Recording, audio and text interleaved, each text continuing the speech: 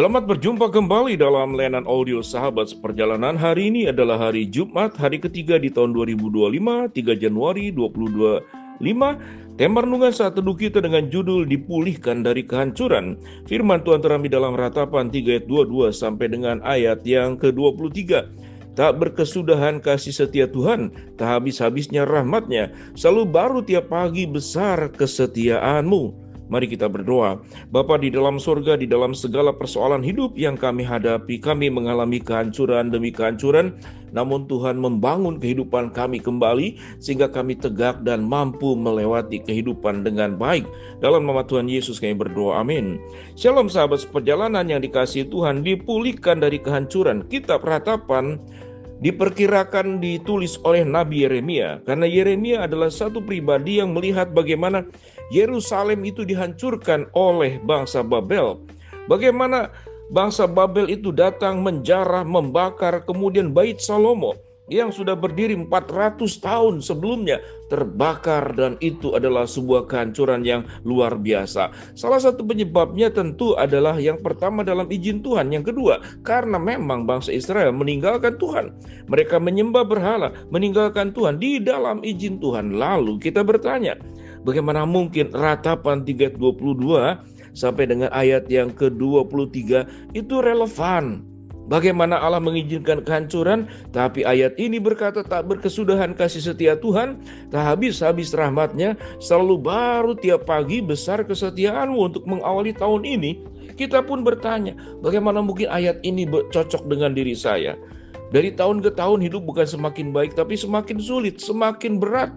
Seperti bangsa Babel menghancurkan, bagaimana dikatakan rumah Tuhan yang sudah 400 tahun menyerang, menjarah, membakar, bahkan membunuh.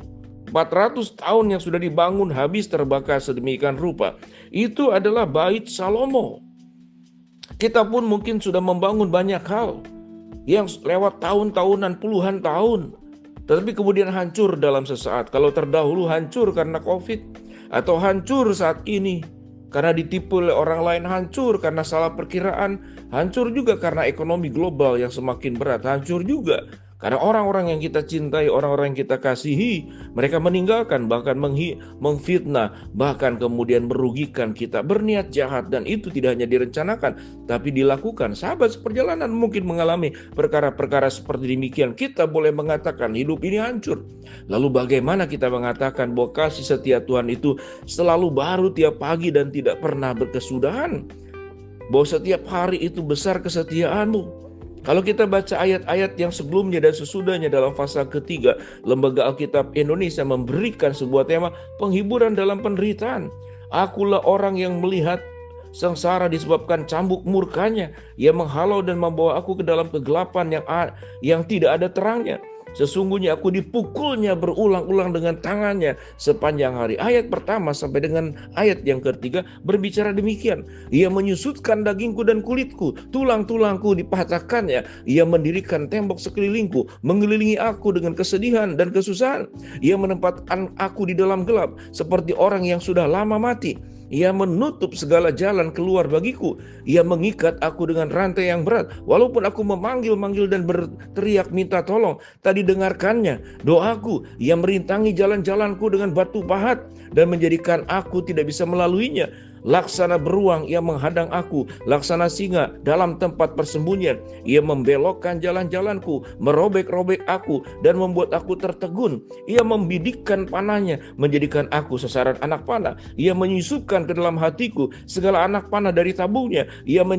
Aku menjadi tertawaan bagi segenap bangsaku, menjadi lagu ejekan mereka sepanjang hari. Ia mengenyangkan aku dengan kepahitan, memberi aku minum ipu. Ia meremukkan gigi-gigiku dengan memberi aku makan kerikil. Ia menekan aku ke dalam debu. Engkau menceraikan nyawaku dari kesejahteraan. Aku lupa akan kebahagiaan. Sangkaku hilang, lenyaplah kemasyuranku dan harapanku kepada Tuhan. Ingatlah akan sengsaraku dan pengembaraanku, akan ipu dan racun itu. Jiwaku selalu teringat akan hal itu dan tertekan dalam batinku. Tetapi hal-hal inilah yang kuperhatikan, oleh sebab itu aku akan berharap. Tak berkesudahan kasih setia Tuhan, tak habis-habis rahmat-Nya, selalu baru tiap pagi, besar kesetiaan-Mu. Tuhan adalah bagianku, kata jiwaku. Oleh sebab itu aku berharap kepadanya. Tuhan adalah baik bagi orang-orang yang berharap kepadanya. Bagi jiwa yang mencari Dia, adalah baik menanti dengan diam pertolongan Tuhan. Adalah baik bagi seorang pria memikul kuk pada masa mudanya. Biarlah ia duduk sendirian dan berdiam diri. Kalau Allah membebankannya, biarkanlah ia merebahkan diri dengan mukanya dalam debu. Mungkin ada harapan.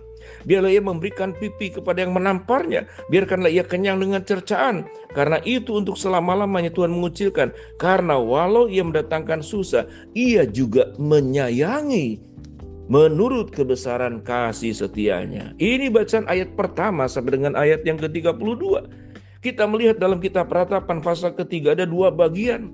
Yang pertama adalah penilaian-penilaian manusia yang berkeluh kesah kepada Allah, mengatakan semua yang buruk ini terjadi karena Tuhan.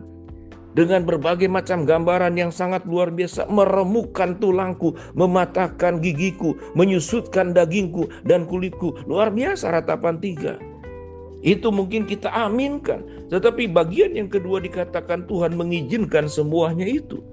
Seperti anak muda yang dikatakan dalam firman Tuhan, diizinkan melalui kerja keras, kesulitan, agar dia menjadi orang yang punya makna, menjadi orang yang punya berarti. Agar yang bersangkutan memaknai bahwa tanpa kekuatan Allah kita tidak sanggup melewati.